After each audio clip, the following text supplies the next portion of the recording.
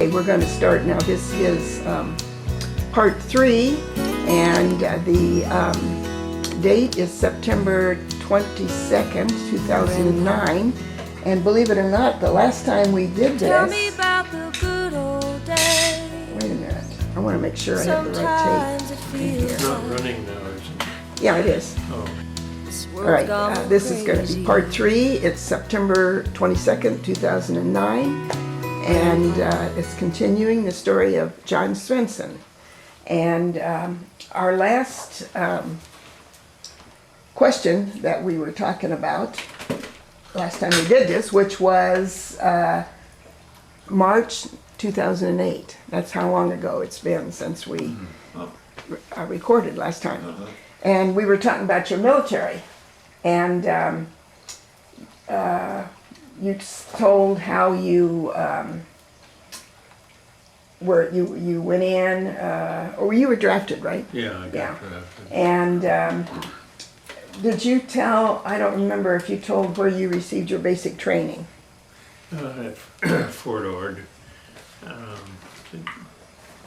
they put a bunch of sorry-looking individuals on a bus and shipped us off to Fort Ord, and we were all, of course, I knew some of the people I was with, which helped a lot. Betty's brother Joe was there, and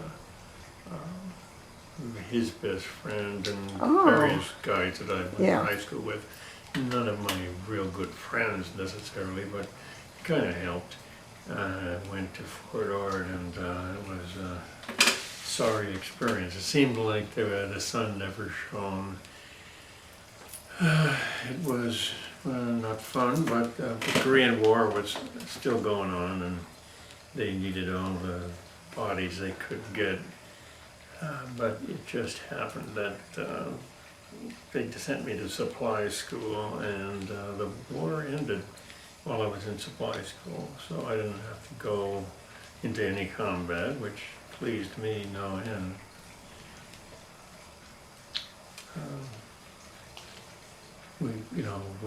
We're all, I remember the day they announced that the armistice was signed, and that was, there was a lot of celebrating. Part of your time in the service was in Alaska. Yes. From Fort Ord, I got shipped up to be a supply clerk at one of the companies in Fort Lewis, Washington. At that time, it was a training company it was a basic training company sending more troops to Korea. But when I got up there, they were changing over to be a regular line company, supposedly ready to go into any war. And I'm glad no war came, because half of our weapons didn't fire. We had a bunch of mortars that they tried to fire them every week or so, and they wouldn't fire, and they couldn't, there was no desire to do anything for our company, which, I didn't really care. I was just in supply. I was putting in my time. But as for Alaska, they gave us orders to ship out the whole battalion, just one battalion, which was some guys more, on this troop transport. And then early January of 1953, and they wanted to find out how completely untrained troops could survive if thrown right into a really, really cold experience. And they didn't survive too well. But I was in supply, as I said, so I didn't have to be crawling around. They did send us to a maneuver up on Mount Rainier earlier that year. They thought that was going to get us ready for it, but those guys, they went all the way up to Fairbanks. I didn't have to go up that far. I just stayed back with the base camp in Anchorage, but it was 30 below where I was, and it got to be 60 below in Fairbanks. And that was, they had a lot of frostbite and a lot of stuff like that. A lot of vehicles messed up. But I guess they learned what they wanted to learn, that they, I think they didn't train the troops well enough. Or maybe not have the right equipment. Did you have any vivid memory of your service years of something special? Or was it just kind of, It all kind of melted together because I hated being in the service.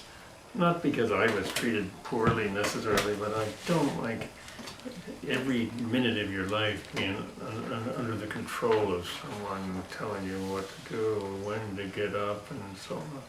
I can not really think of something that was a special, except the day I got out. Maybe I got out early to go back to school. Because they had a provision, since there was no war going on, they were going about a month and a half early. That was like, a year early. I was really oh, that's good. The next section is working your way through life. Did you have any after-school or summer jobs when you were growing up? What were they and what were your responsibilities? I always had a job. I know Paul always had a job too. I mean, but there wasn't, if you wanted to go anywhere or do anything, you had to have money. My mother got me a job when I was in the 6th grade, working at the hospital. I think Paul had a job there too, doing something. But I just worked a couple hours a day cleaning up after a bunch of kids that were messing the place up. You remember how much you got paid? No, but it was way less than $1 an hour. I mean, it was really like 45 cents an hour or something. But in those days, 45 cents would do quite a bit. You could do things with it. Anyway, I just had to clean up after these kids who were being observed because they were problem kids and they just did whatever they wanted, and they were observed through a two-way window to just pour juice all over each other or smash up the graham crackers. That's what I kept that job from the 6th grade on all the way through junior high, because it didn't get in my way. It was right on my way home, and I said 2 hours. Might have been only an hour and a half. Well, that was good. Oh, I did have another job, well, several other, but the job I had in high school that I remember is working at Frank Church Films, and they said the job was to inspect the films as they came. He rented out films. They were educational films. They rented them to schools and stuff. And when they came back, they were damaged. Well, the way they inspected them, you put your finger on the film as it ran through real fast from one spool to another. And when it cut your finger and started bleeding, then you know that there was something wrong with that film, and you had to stop it and find, the ends would be flying all over the place because it'd be broken. And then you'd have to splice it together. But, and I had that job, I don't know, I guess, through one summer. Yeah, probably just through one summer. And do you remember what you were paid for that? Less than $1 an hour, I'm sure. I did have another job. This is going on and on. This was before that. My friend Don Nordstrom and I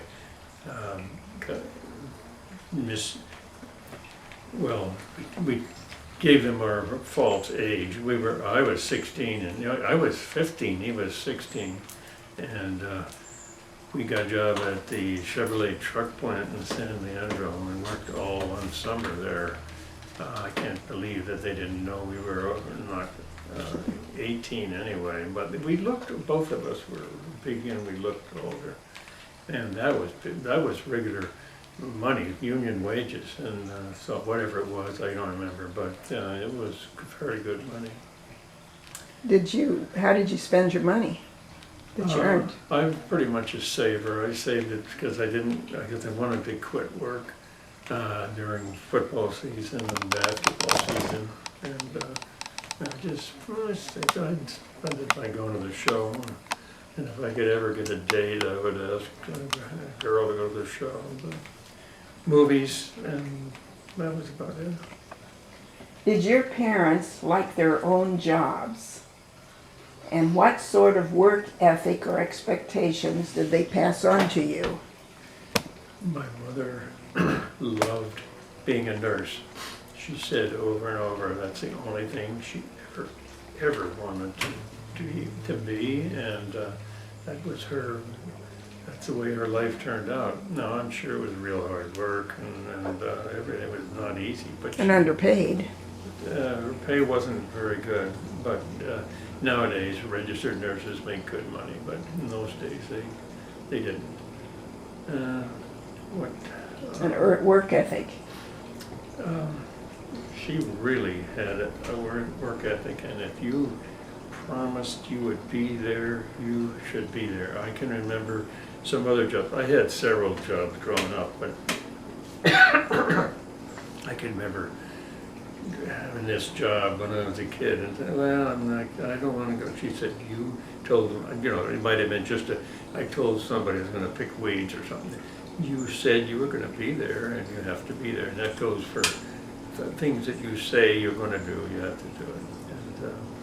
And, work hard and get somewhere. And did she pass those on to you? I never got anywhere, but anyway. So she did pass those on to you, and you did think of it. Yeah. What was your first full-time job? And how old were you when you got it? How did you get it, and how long did it last? Well, first full-time job, this probably doesn't count, but like I said, Don and I worked all summer at Chevrolet truck plant, and that was a full-time regular job. But I don't know if from your question, I think you're asking about a regular job that you might have a career. I never intended to make a career of working on that assembly line. I worked at least 15 part-time jobs before, while I was going through school and after the Army and all that stuff. But the first full-time job I got was working at Moore Dry Dock. Right after I got married, 1956. I got it because Betty's father knew the guy that was hiring, and he hired me, and it was supposed to lead into something really good. This was going to be a future and all, and I got decent money, which I do remember was $1.10 an hour, which sounds pathetic, but that was union pay, and people were supporting their family on it in 1956. I was supposed to be a timekeeper. I was actually doing what he was supposed to do, this guy that hired me, but he aspired to better things and big shot stuff, and he thought if he could pawn that part of the job off on me. It took, to be a timekeeper there, you had to make 4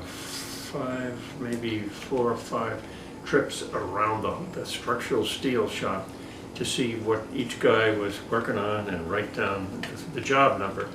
And that probably, all those 4 or 5 trips might have taken, if I walked real slow, it might have taken me 3 hours, but I was there 8 hours.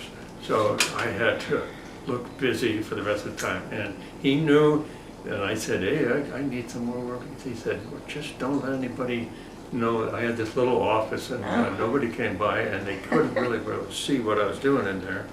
And so I'd sit there, and I had the book that I wrote these numbers in. I invented games, football games, baseball games, invented kinds of things that I could do to make this thing work.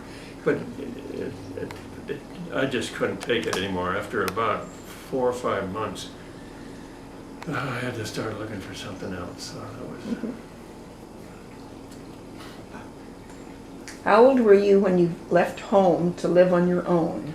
I was actually 17. I got out of high school in January of 51, and I would have been 18 in May, but I went to Modesto Junior College, and I survived there completely on my own. My mother didn't have to pay anything. A lot of this is due to the fact that junior colleges, community colleges, were absolutely free, and there was none in Alameda County. So the county where I went, they had foot the bill for me, and I also had a really good job there washing dishes 3 hours a day, 6 days a week, where I could eat a full meal as much as I want before I worked, and I ate another full meal 3 hours later after I got done. So and that's it. I didn't need to get any money from mother. That's too bad. The junior colleges are certainly not cheap anymore. No, it's too But bad. that's what too. they originally set them Yeah. up for, I think, They was were for all them to. subsidized by the state. Yeah. It was a good thing that people give kids a chance. Can you list all the jobs you have held in your working life with as many dates as you can remember? All the jobs, it's just counting jobs. Well, I've already said I worked at that hospital. My mother got me that job when I was a kid, and then I worked at the film place, worked at the truck plant. The dates, those would be when I was in high school. I washed dishes over there when I was in Modesto, and that would have been, like 51, 52. I worked also at the